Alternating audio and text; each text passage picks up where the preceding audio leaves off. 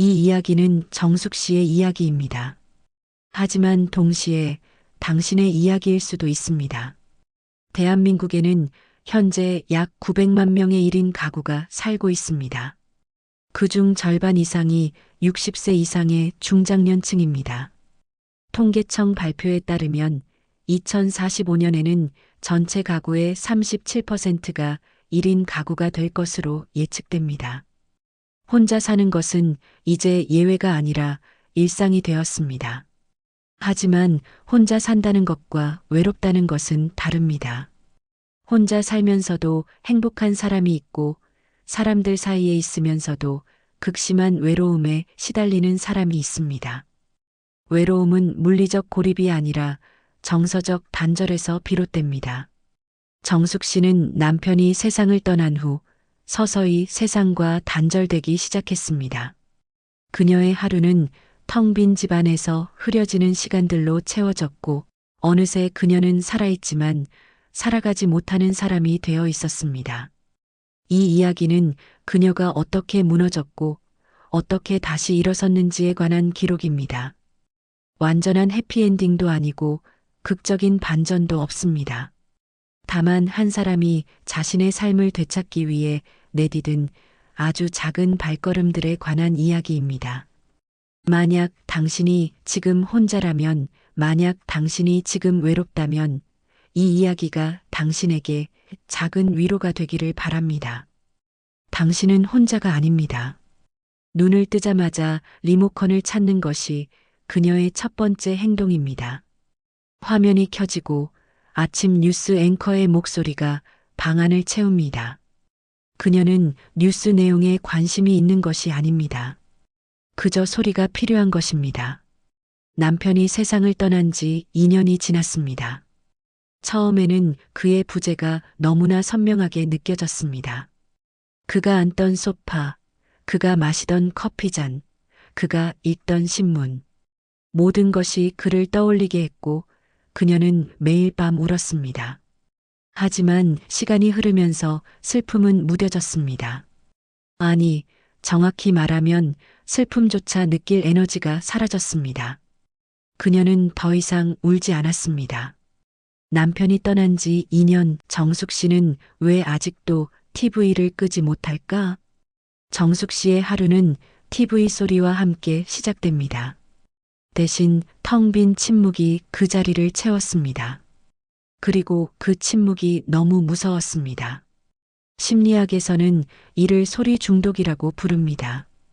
외로운 사람들은 침묵을 견디지 못합니다.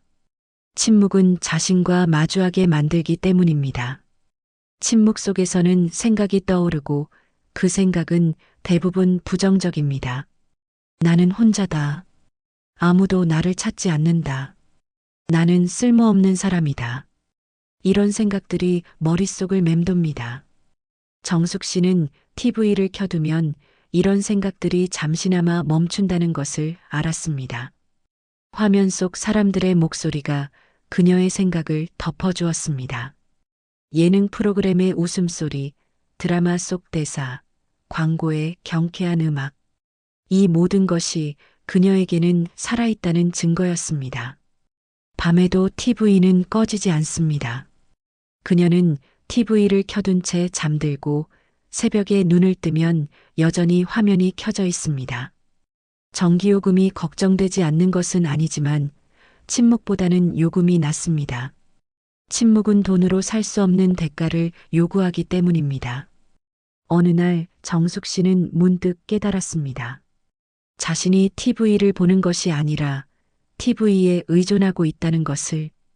그녀는 TV 없이는 하루를 시작할 수 없고 TV 없이는 잠들 수 없습니다.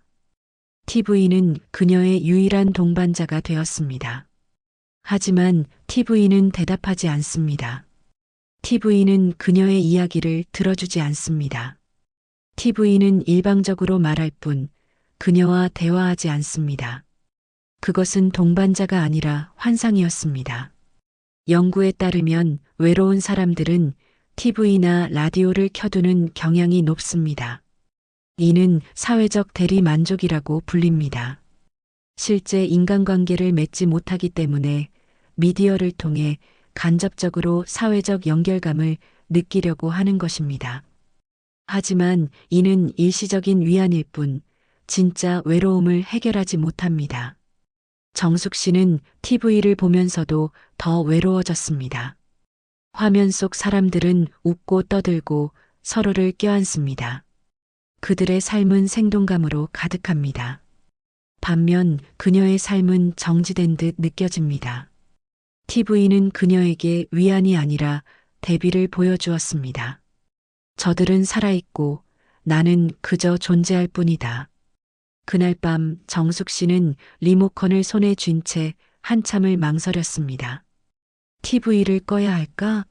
하지만 손가락은 움직이지 않았습니다. 결국 그녀는 TV를 켜둔 채 다시 잠에 들었습니다. 침묵과 마주할 용기가 없었기 때문입니다. 정숙 씨는 왜 사람을 피하기 시작했을까? 정숙 씨의 전화기는 조용합니다. 한 달에 한두 번 딸에게서 전화가 오는 것이 전부입니다. 딸은 항상 바쁩니다. 엄마, 잘 지내? 나 지금 좀 바빠. 나중에 다시 전화할게. 그리고 나중은 오지 않습니다. 처음에는 정숙 씨도 사람들을 만나려고 노력했습니다. 남편 장례식 이후 친구들이 몇 번 연락을 했습니다. 정수가 우리 밥 한번 먹자. 힘들지? 나한테 전화해. 그녀는 고마웠습니다. 하지만 시간이 지나면서 그 전화들도 점점 줄어들었습니다. 사람들은 처음에는 위로합니다. 하지만 그 위로는 오래가지 않습니다. 몇 번 만나면 더 이상 할 말이 없어집니다. 정숙 씨는 자신이 사람들에게 무거운 존재가 되고 있다는 것을 느꼈습니다. 그녀의 이야기는 항상 슬픔으로 끝났고 사람들은 점점 그녀를 피하기 시작했습니다. 어느 날 정숙 씨는 오랜만에 친구를 만났습니다. 친구는 최근 있었던 여행 이야기를 신나게 했습니다. 정숙 씨는 웃으며 들었지만 속으로는 생각했습니다. 나는 어디에도 가지 않는다. 나는 아무것도 하지 않는다. 그날 이후 정숙 씨는 친구의 전화를 받지 않았습니다. 사람을 피하기 시작한 것은 정숙 씨 자신이었습니다. 그녀는 사람들 앞에서 괜찮은 척하는 것이 너무 힘들었습니다. 모두가 그녀에게 이제 괜찮아졌니? 라고 물었습니다. 하지만 그녀는 괜찮지 않았습니다. 2년이 지났지만 여전히 괜찮지 않았습니다. 심리학 연구에 따르면 외로운 사람들은 사회적 불안이 높아집니다. 사람들을 만나는 것이 두려워지는 것입니다. 이는 자기 방어 기제입니다. 상처받을까봐, 거절당할까봐, 부담스러운 존재가 될까봐 미리 사람들을 피하는 것입니다. 정숙 씨는 동네 슈퍼에 가는 것조차 부담스러워졌습니다. 주인 아주머니가 요즘 어떻게 지내? 라고 물으면 그녀는 잘 지내요라고 대답했습니다. 하지만 그 대답은 거짓이었습니다. 거짓말을 하는 것이 너무 피곤했습니다. 그래서 그녀는 아예 슈퍼에 가지 않기로 했습니다. 대신 배달앱으로 장을 봤습니다.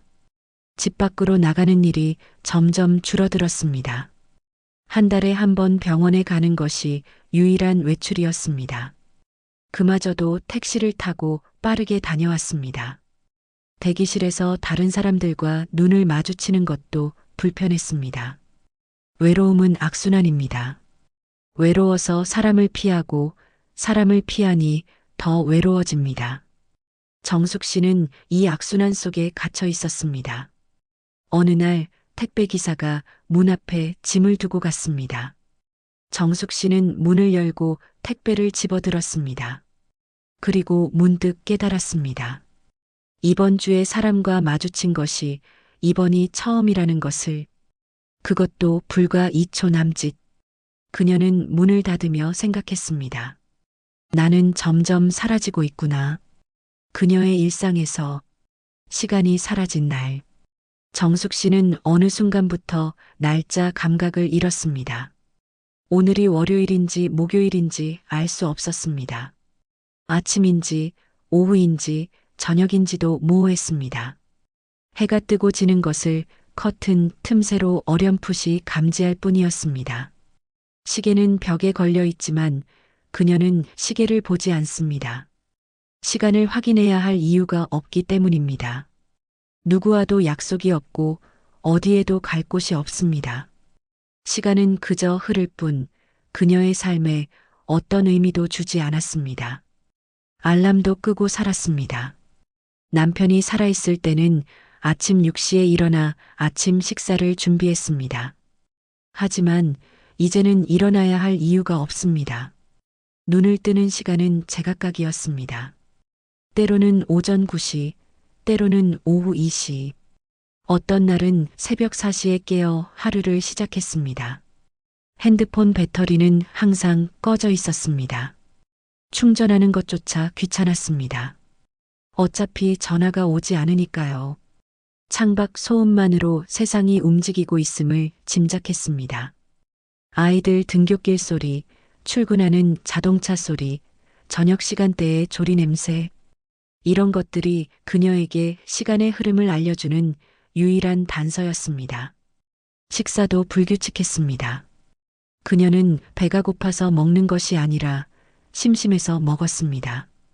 과자 봉투를 뜯고 컵라면을 끓이고 냉동식품을 전자레인지에 돌리는 일이 하루의 대부분을 채웠습니다.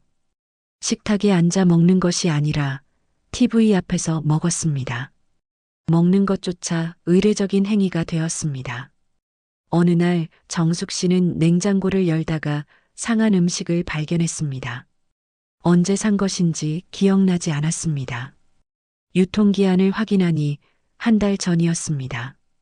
그녀는 그제야 깨달았습니다. 시간은 흘렀지만 자신의 삶은 멈춰 있었다는 것을. 그녀는 그때 처음 깨달았습니다. 내 인생에서 기다림이라는 게 사라졌구나.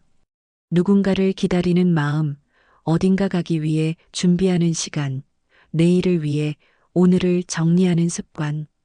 그 모든 것이 함께 사라지고 있었습니다. 기다림이 없으면 시간도 의미가 없습니다. 시간은 무엇인가를 향해 가는 과정일 때 비로소 의미를 갖습니다. 하지만 정숙 씨에게는 향해 갈 곳이 없었습니다. 심리학자들은 이를 시간 감각 상실이라고 부릅니다. 우울증이나 극심한 외로움을 겪는 사람들에게 흔히 나타나는 증상입니다. 시간이 의미 없이 흘러가고 하루와 하루가 구분되지 않으며 과거와 현재가 뒤섞입니다. 이는 뇌가 생존 모드에 들어갔다는 신호입니다. 더 이상 미래를 계획하지 않고 현재를 견디는 것만으로도 벅찬 상태입니다. 정숙 씨는 달력을 넘기지 않았습니다. 벽에 걸린 달력은 여전히 2달 전을 가리키고 있었습니다. 그녀는 날짜를 확인할 필요를 느끼지 못했습니다. 병원 예약도 딸이 대신 해주었고 약도 택배로 받았습니다. 그녀의 삶에서 시간은 더 이상 흐르지 않았습니다. 그날 밤 정숙 씨는 문득 생각했습니다. 내가 사라져도 아무도 모르겠구나.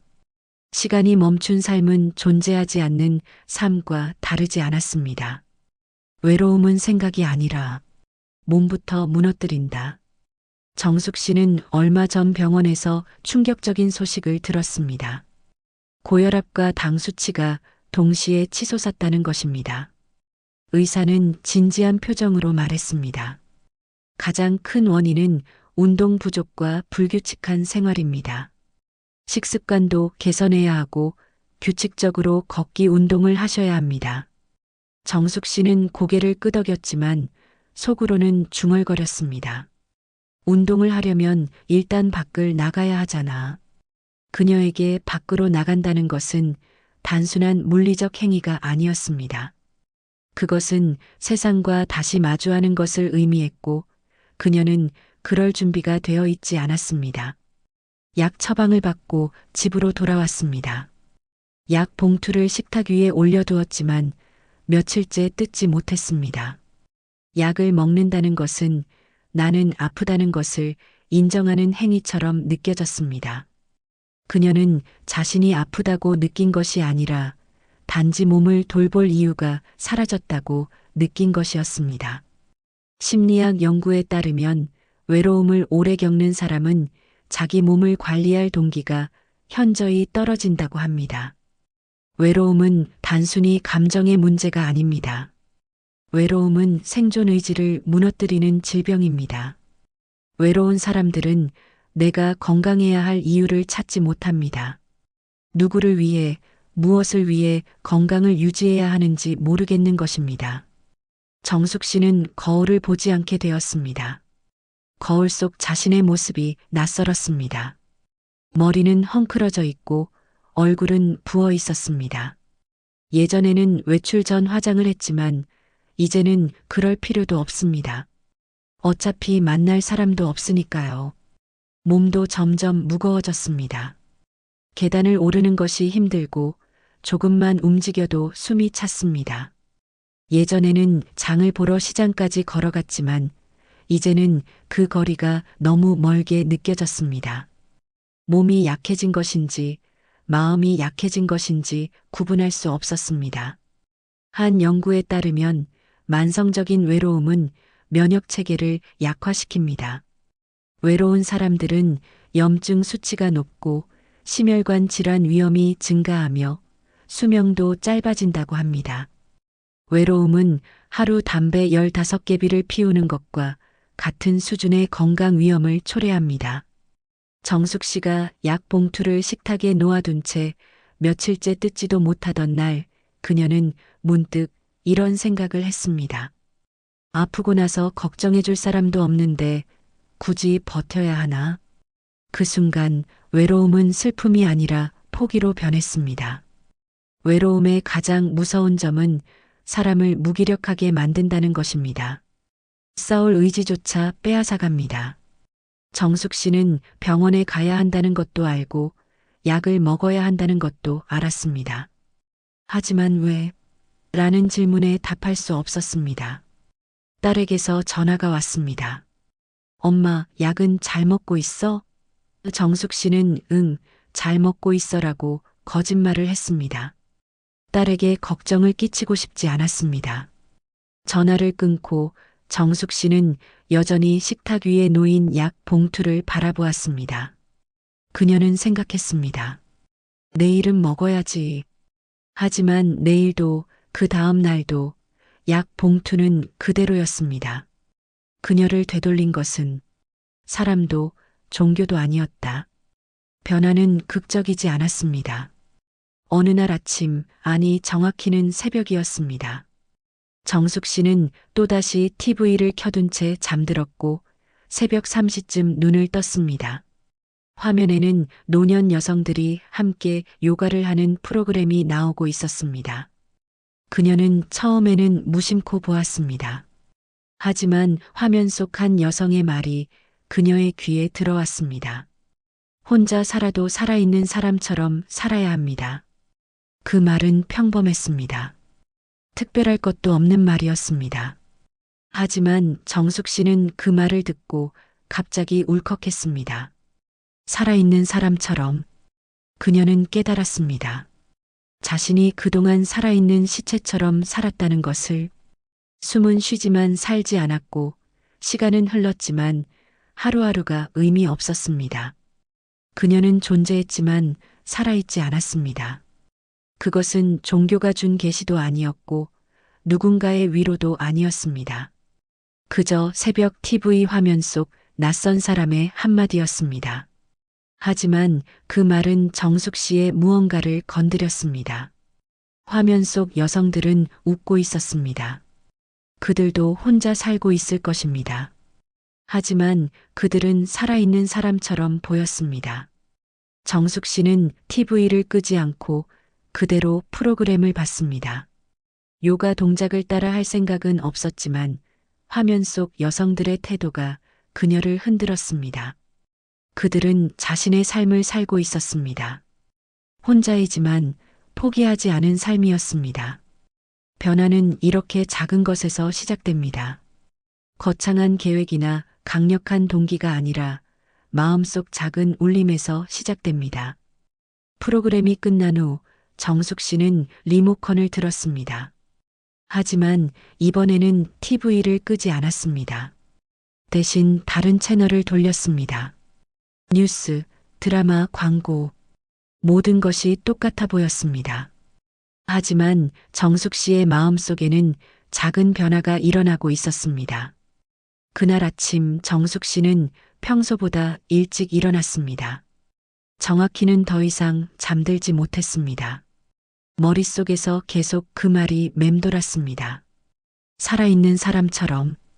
그녀는 거울을 보았습니다. 거울 속 자신은 여전히 헝클어져 있고 부어 있었습니다. 하지만 이번에는 눈을 피하지 않았습니다. 그녀는 자신과 마주했습니다. 심리학에서는 이를 자아 재인식이라고 부릅니다. 사람들은 가끔 자기 자신을 잊고 삽니다. 특히 오랜 시간 우울과 외로움에 빠져 있으면 자신이 누구인지, 무엇을 원하는지 잊어버립니다. 변화는 자신과 다시 마주하는 순간 시작됩니다. 정숙 씨는 그날 하루 종일 생각했습니다. 나는 무엇을 바꿀 수 있을까? 거창한 것은 아무것도 떠오르지 않았습니다. 다만 아주 작은 것들이 떠올랐습니다. 커튼을 열어보자. 라디오를 켜보자. 집 밖으로 나가보자. 그게 전부였습니다. 그녀는 식탁 위의 약 봉투를 바라보았습니다. 그리고 천천히 봉투를 뜯었습니다. 약을 꺼내 손에 쥐고 물 한 잔을 마셨습니다. 약을 삼키는 순간 정숙 씨는 생각했습니다. 이것이 시작이다. 정숙 씨는 가장 먼저 무엇을 바꿨을까? 정숙 씨가 처음으로 바꾼 것은 거창한 새로운 습관이 아니었습니다. 그녀는 다음 3가지를 시작하기로 했습니다. 첫째, 커튼을 매일 아침 확 열기. 둘째, TV 대신 라디오로 하루 시작하기. 셋째, 하루 한 번 집 밖으로 발을 디디기. 그게 전부였습니다. 첫날 아침 정숙 씨는 커튼을 열었습니다. 창밖으로 햇빛이 쏟아져 들어왔습니다. 너무 밝아서 눈이 부셨습니다. 그녀는 얼마나 오랫동안 어둠 속에 살았던 걸까요? 햇빛은 따뜻했습니다. 그녀는 한동안 창가에 서서 밖을 바라보았습니다. 사람들이 출근하고 아이들이 등교하고 세상은 여전히 움직이고 있었습니다. 둘째 날 그녀는 TV 대신 라디오를 켰습니다. 라디오는 TV와 달랐습니다. 화면이 없으니 시각적 자극이 없었고 그저 소리만 흘러나왔습니다. DJ의 목소리가 편안했습니다. 오늘 아침 여러분의 하루는 어떤가요? DJ가 물었습니다. 정숙 씨는 대답했습니다. 아직 잘 모르겠어요. 하지만 어제보다는 나은 것 같아요. 셋째 날 정숙 씨는 집 밖으로 나갔습니다. 목표는 거창하지 않았습니다. 동네 편의점까지 다녀오기. 편의점은 집에서 도보로 7분 거리였습니다. 그녀는 신발을 신고 문을 열었습니다. 밖은 추웠습니다. 하지만 상쾌했습니다. 걸으면서 정숙 씨는 깨달았습니다. 자신이 얼마나 오랫동안 걷지 않았는지. 다리가 뻣뻣했고 숨이 금방 찼습니다. 하지만 걷는 것은 기분이 좋았습니다. 바람이 얼굴을 스쳤고 나뭇잎이 바스락거렸습니다. 세상은 생각보다 조용하지 않았습니다. 세상은 살아있었습니다. 그녀는 운동해야지라고 다짐하지 않았습니다. 운동은 해야 하는 것이지만 걷기는 살아보는 연습이었기 때문입니다. 편의점에 도착했습니다. 주인 아주머니가 그녀를 보고 반가워했습니다. 아이고, 정숙 씨. 오랜만이네요. 어디 아프셨어요? 정숙 씨는 웃으며 대답했습니다. 괜찮아요. 그냥 집에만 있었어요. 아주머니는 걱정스러운 표정을 지었지만 더 이상 묻지 않았습니다. 정숙 씨는 우유 한 팩을 사고 나왔습니다. 집으로 돌아오는 길 정숙 씨는 생각했습니다. 이게 뭐라고. 편의점까지 다녀온 것이 대단한 일은 아니었습니다. 하지만 그녀에게는 큰 의미가 있었습니다. 그녀는 집 밖으로 나갔고 사람을 만났고 대화를 나눴습니다. 비록 짧은 순간이었지만 그녀는 다시 세상과 연결되었습니다. 심리학에서는 이를 작은 성공 경험이라고 부릅니다. 우울과 외로움에서 벗어나려면 거창한 목표가 아니라 작은 성취가 필요합니다. 작은 성취는 자신감을 회복시키고 다음 행동을 위한 동력이 됩니다. 정숙 씨는 편의점에 다녀온 것만으로도 자신이 할 수 있다는 것을 증명했습니다. 그날 이후 정숙 씨는 매일 커튼을 열었습니다. 매일 라디오를 들었습니다. 매일 집 밖으로 나갔습니다. 처음에는 편의점까지였지만 점점 더 멀리 갔습니다. 슈퍼마켓, 공원, 도서관. 그녀의 발걸음은 조금씩 넓어졌습니다. 어느 날 정숙 씨는 공원 벤치에 앉아 사람들을 바라보았습니다. 조깅하는 사람, 강아지를 산책시키는 사람, 아이들과 노는 부모. 모두가 각자의 삶을 살고 있었습니다. 그녀도 이제 그 중 한 명이었습니다. 혼자이지만 더 이상 고립되지 않은 사람. 외로움은 사라지지 않았다. 대신 변화가 일어났다고 해서 모든 것이 해결된 것은 아니었습니다. 정숙 씨는 여전히 외로웠습니다. 밤이 되면 집은 여전히 조용했고 침대는 여전히 텅 비어 있었습니다. 남편의 자리는 여전히 비어 있었고 그 빈자리는 채워지지 않았습니다.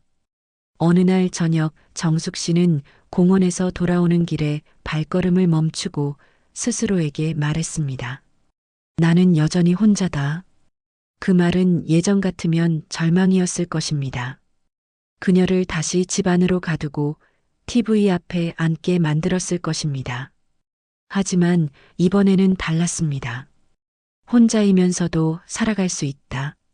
정숙 씨는 깨달았습니다. 외로움은 사라지지 않았습니다. 하지만 외로움이 더 이상 그녀의 삶을 지배하지 않았습니다. 외로움은 여전히 존재했지만 이제는 삶의 주인이 아니라 배경으로 내려갔습니다. 외로움과 함께 사는 법을 배운 것입니다. 외로움을 없애려고 하지 않고 외로움을 받아들인 것입니다. 심리학자들은 외로움 수용이라는 개념을 말합니다. 외로움을 적으로 보지 않고 삶의 일부로 받아들이는 것입니다. 외로움은 인간의 자연스러운 감정입니다. 누구나 외로움을 느낍니다. 문제는 외로움 그 자체가 아니라 외로움에 대한 반응입니다. 정숙 씨는 외로움을 느낄 때 더 이상 자신을 탓하지 않았습니다. 왜 나는 이렇게 외로울까? 라고 묻지 않았습니다. 대신 외롭구나. 오늘은 특히 외로운 날이네라고 인정했습니다.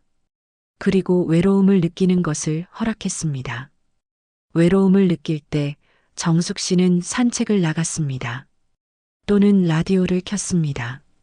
또는 딸에게 문자를 보냈습니다. 오늘 저녁 뭐 먹었어? 간단한 문자였지만 그것으로 충분했습니다. 딸은 바로 답장을 보내지 않을 때도 있었습니다. 하지만 정숙 씨는 기다릴 수 있었습니다.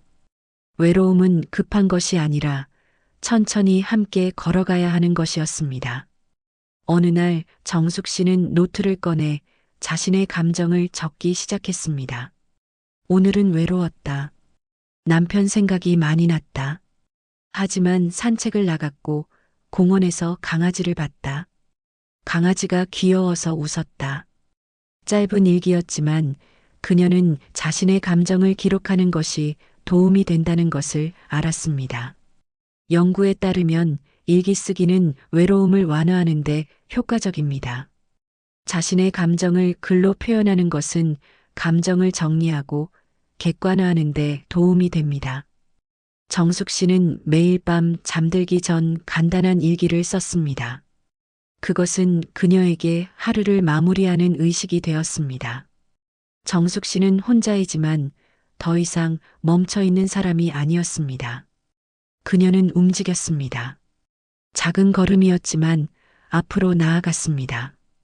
외로움은 여전히 그녀와 함께였지만 이제는 그녀를 막지 못했습니다. 그날 밤 정숙 씨는 침대에 누워 천장을 바라보았습니다. 외로움이 밀려왔습니다. 하지만 그녀는 침착하게 호흡했습니다. 괜찮아. 나는 혼자지만 살아있어. 그리고 그것으로 충분해. 정숙 씨가 마지막으로 자신에게 남긴 문장. 노트의 첫 장에 정숙 씨는 한 문장을 적었습니다. 큰 글씨로 또박또박. 누군가가 나를 살려주지 않는다. 그래서 나는 내가 나를 살리기로 했다. 그 문장은 그녀의 선언이었습니다. 더 이상 누군가를 기다리지 않겠다는 선언. 더 이상 구원을 바라지 않겠다는 선언. 그녀는 스스로를 구하기로 결심했습니다. 그것은 쉬운 결정이 아니었습니다. 하지만 필요한 결정이었습니다. 정숙 씨는 죽지 않기 위한 삶이 아니라 살아보기 위한 삶을 시작했습니다. 이 두 가지는 전혀 다릅니다. 죽지 않기 위한 삶은 단지 버티는 것입니다. 시간을 견디고 하루하루를 넘기는 것입니다. 하지만 살아보기 위한 삶은 능동적입니다. 선택하고 행동하고 변화하는 것입니다. 정숙 씨는 매일 아침 이 문장을 읽었습니다. 그리고 자신에게 물었습니다. 오늘 나는 무엇을 할 것인가? 대답은 항상 단순했습니다. 커튼을 열고 라디오를 듣고 산책을 나가고 사람들에게 미소 짓고 약을 먹고 밥을 먹고 일기를 쓰는 것. 이 모든 것이 그녀가 자신을 살리는 방법이었습니다. 시간이 흐르면서 정숙 씨의 삶은 조금씩 변했습니다. 그녀는 공원에서 만난 다른 노인들과 가끔 대화를 나누게 되었습니다. 처음에는 인사만 했지만 점차 날씨 이야기, 건강 이야기, 자녀 이야기를 나누었습니다. 깊은 관계는 아니었지만 그것으로 충분했습니다. 딸도 조금 더 자주 연락하기 시작했습니다. 정숙 씨가 먼저 문자를 보내자 딸도 답장을 더 자주 했습니다. 때로는 통화도 했습니다. 짧은 통화였지만 정숙 씨는 만족했습니다. 그녀는 더 이상 딸에게 모든 것을 기대하지 않았습니다. 딸도 자신의 삶이 있다는 것을 이해했습니다. 정숙 씨는 작은 취미도 찾았습니다. 도서관에서 책을 빌려 읽기 시작했습니다. 처음에는 집중이 되지 않았지만 조금씩 읽다 보니 재미있었습니다. 그녀는 소설을 좋아했습니다. 다른 사람의 이야기를 읽는 것이 위안이 되었습니다. 어느 날 정숙 씨는 편의점에서 주인 아주머니에게 물었습니다. 혹시 이 근처에 노인 모임 같은 거 있어요? 아주머니는 반가워하며 대답했습니다. 있죠. 동네 복지관에서 매주 수요일에 모임이 있어요. 가보세요. 정숙 씨는 고개를 끄덕였습니다. 한번 가볼게요. 그녀가 복지관에 갈지는 아직 모릅니다. 아마 처음에는 망설일 것입니다. 하지만 중요한 것은 그녀가 가능성을 열어두었다는 것입니다. 그녀는 더 이상 문을 닫고 살지 않습니다. 문은 열려 있고 그녀는 언제든 나갈 수 있습니다. 이 이야기는 정숙 씨의 이야기이지만 동시에 지금 이 글을 읽고 있는 당신의 이야기일 수도 있습니다. 당신이 지금 혼자라면, 당신이 지금 외롭다면 이 이야기가 당신에게 작은 위로가 되기를 바랍니다. 외로움은 사라지지 않습니다. 하지만 외로움과 함께 살아갈 수 있습니다. 혼자이면서도 살아있는 사람으로 살 수 있습니다. 당신은 오늘 당신을 살리기 위해 무엇부터 바꿀 것인가? 커튼을 열 것인가? 집 밖으로 나갈 것인가? 누군가에게 연락할 것인가? 무엇이든 괜찮습니다. 작은 것부터 시작하세요. 그것이 당신을 살리는 첫걸음이 될 것입니다. 정숙 씨의 이야기는 여기서 끝납니다. 하지만 그녀의 삶은 계속됩니다. 그녀는 여전히 혼자 살고 있습니다. 여전히 외로운 날이 있습니다. 하지만 그녀는 더 이상 멈춰 있지 않습니다. 그녀는 살아가고 있습니다. 이 이야기를 통해 전하고 싶은 메시지는 단순합니다. 혼자라는 것은 끝이 아닙니다. 외롭다는 것은 실패가 아닙니다. 그것은 단지 삶의 한 상태일 뿐입니다. 중요한 것은 그 상태 속에서 어떻게 살아가느냐입니다. 당신은 혼자가 아닙니다. 전국에는 수백만 명의 사람들이 당신과 같은 외로움을 느끼고 있습니다. 그들 중 많은 사람들이 매일 작은 걸음을 내딛고 있습니다. 만약 당신이 지금 정숙 씨처럼 힘든 시기를 보내고 있다면 이것만은 기억해 주세요. 변화는 가능합니다. 당장 내일 모든 것이 달라지지는 않을 것입니다. 하지만 오늘 작은 한 걸음을 내딛는다면 그것이 시작입니다. 커튼을 여세요. 밖에 햇빛을 들이세요. 집 밖으로 나가세요. 짧은 산책이면 충분합니다. 누군가에게 연락하세요. 간단한 문자 한 통이면 됩니다. 자신을 돌보세요. 약을 먹고 제대로 된 식사를 하세요. 이 모든 것이 작아 보일 수 있습니다. 하지만 작은 것들이 쌓여 큰 변화를 만듭니다. 정숙 씨가 그랬듯이 당신도 할 수 있습니다. 당신도 당신 자신을 살릴 수 있습니다. 전문적인 도움이 필요하다면 주저하지 마세요. 정신건강복지센터 1577-199 자살예방상담 전화 1393 희망의 전화 129 등 도움을 받을 수 있는 곳이 많습니다. 혼자 견디려 하지 마세요. 도움을 요청하는 것은 약함이 아니라 용기입니다. 당신의 삶은 소중합니다. 당신은 살 가치가 있는 사람입니다. 혼자이면서도 당신은 살아갈 수 있습니다. 오늘 하루 당신을 위해 작은 선택을 하세요. 그것이 무엇이든 그것은 당신이 자신을 살리는 방법입니다. 정숙 씨가 당신을 응원합니다. 그리고 나도 당신을 응원합니다. 당신은 혼자가 아닙니다.